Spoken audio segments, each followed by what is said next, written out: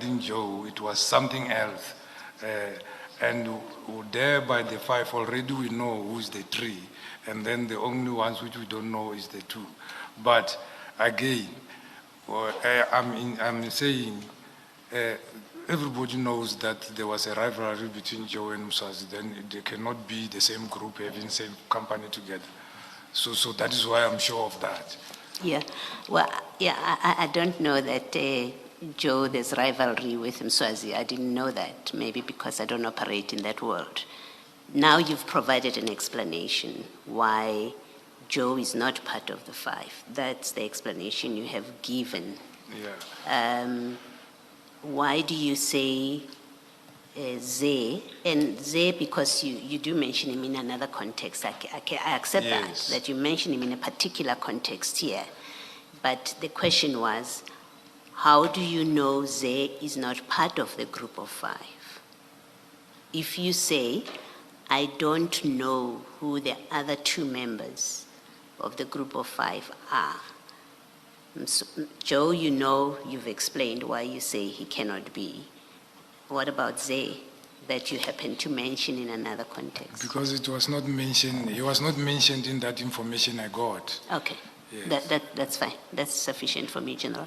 No, and just to clarify, you mentioned him in this context, because if you look at where you mention Mswazi, I will skip the other name, and then you say, and others you see. And then witness A says, yes, because even to me, he said that he has interest in mining. You say, yes, somewhere in Rustenburg and Brits there. And then, yes, he mentioned that. Then you say, yes, there is this other guy, his name is Ze, who's staying in Sandton. So you don't change context. You don't move from group of 5 to other people. You're still discussing mining, specifically mining interest in Rustenburg and Brits. And then witness A says, yes, you mentioned that, he mentioned that. Then you say, yes, there is this other guy, Ze. So you're not talking about taxes here, you're still talking about the mining interest. About mining interest, yes. And I've indicated that there was once people came to the office who indicated they were having mines with him in Kimberley and complaining to the National Commissioner and mentioned his, not Deputy National Commissioner, and mentioned his name. You've promoted him already?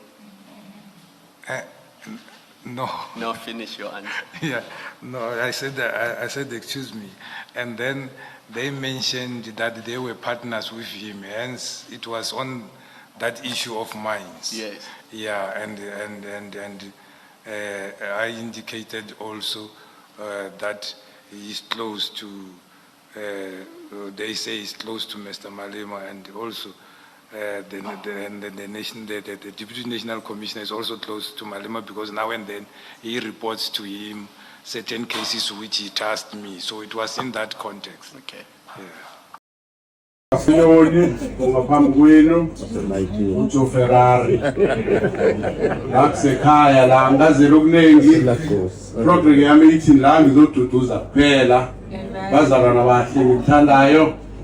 Joe Ferrari Sibanyoni has emerged as one of the most recognizable and influential figures in Mpumalanga's taxi and transport industry, building a reputation that spans decades of business expansion, industry leadership, and public scrutiny.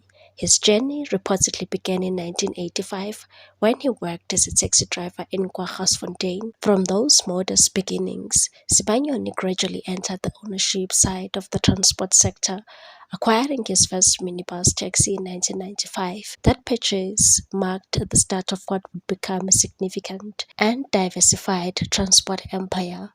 Over the years, Sibanyoni is believed to have expanded his operations into a large fleet of vehicles, with estimates suggesting ownership of more than 400 minibus taxis. This growth positioned him among some of the most prominent taxi operators in South Africa, particularly within Mpumalanga, where his influence in the industry has been widely acknowledged. Beyond the taxi industry, Sibanyoni has reportedly extended his business interest into several other sectors. These include bus operations, logistics services, property investments, construction, mining-related ventures, and information technology. His business footprint, according to accounts within transport and business circles, reflects a broader strategy of diversification beyond public transport. He has also been involved in leadership structures within the taxi industry, previously holding positions in organizations such as South African National Taxi Council, SANTACO, and the South African Black Taxi Association, SAPTA. These roles further elevated his profile, placing him at the center of the discussions around regulation, industry coordination, and taxi sector governance. Sibanyoni is widely known by the nickname Ferrari, a reference to his reported admiration for luxury and high-performance sports cars. The nickname has become symbolic of his public image, one often associated with wealth, success, and a narrative of rising from poverty to prominence. In various public remarks attributed to him, he has described his story as one of perseverance, entrepreneurship, and transformation. In 2024, Sibanyoni launched the Joe Sibanyoni Foundation, an initiative reportedly aimed at addressing social challenges such as poverty, unemployment, and inequality. The foundation was positioned as part of his broader effort to give back to communities and support development initiatives, particularly in disadvantaged areas. However, in recent developments, Sibanyoni's name has surfaced in a more controversial context.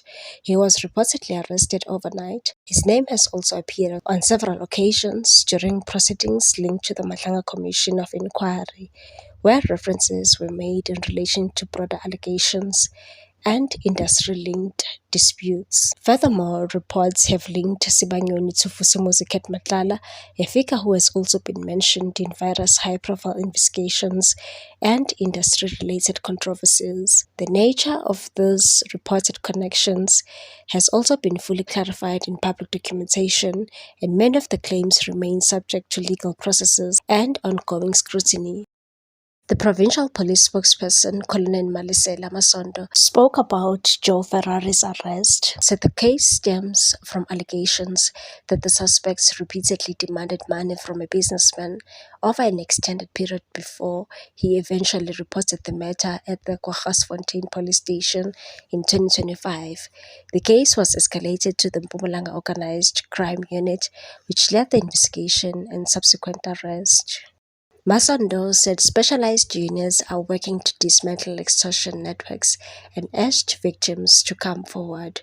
And said that the acting provincial commissioner of the SAPS in Mpumalanga, Major General Dr. Zef Mkwanazi, later confirmed the operation and praised officers for their cross-provincial coordination, and said the arrest of those suspects sent a clear message that extortion will not be tolerated. Business owners and communities must be able to operate without fear of intimidation and criminal demands. Meanwhile, the controversial businessman Vusimuzi Matlala wanted the taxi boss Joe Ferrari Sibanyoni dead. Apparently, Sibanyoni had animosity issues with Matlala's taxi boss friend, Zanemfubu Jonathan Msibi. The state prosecutor revealed the information during Matlala's formal bail application at Alexandra Magistrate Court. During the court proceedings, the state prosecutor read the investigating officer's supplementary affidavit in opposition to Matlala's bail.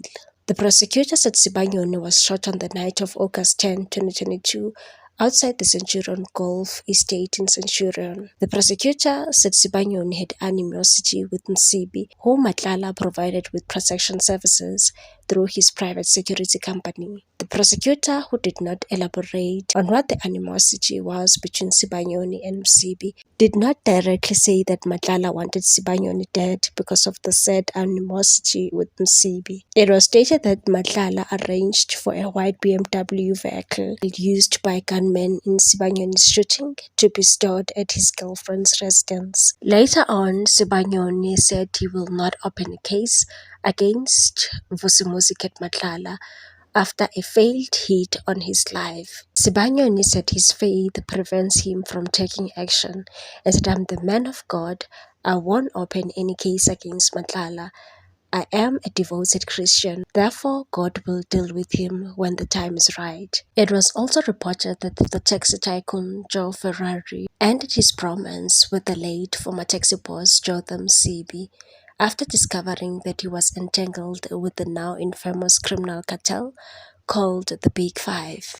The intelligence insiders, with intimate knowledge of Sibanyoni's personal life, told the Sunday World that it is alleged that the minted businessman and Msibi were close friends. However, he decided to keep Msibi at arm's length when he started warming up to members of the alleged notorious gang. This was after Big Five attended several meetings on Mswati's farm in Hammanskraal outside Pretoria, in a reserved boardroom that used to be his late mother's house. Sibanyoni decided the rewards weren't worth the ritual of attending meetings in a dead mother's shrine. Sources added that around 2020, Sibanyoni started distancing himself from the nascent grouping and said he saw the nonsense coming.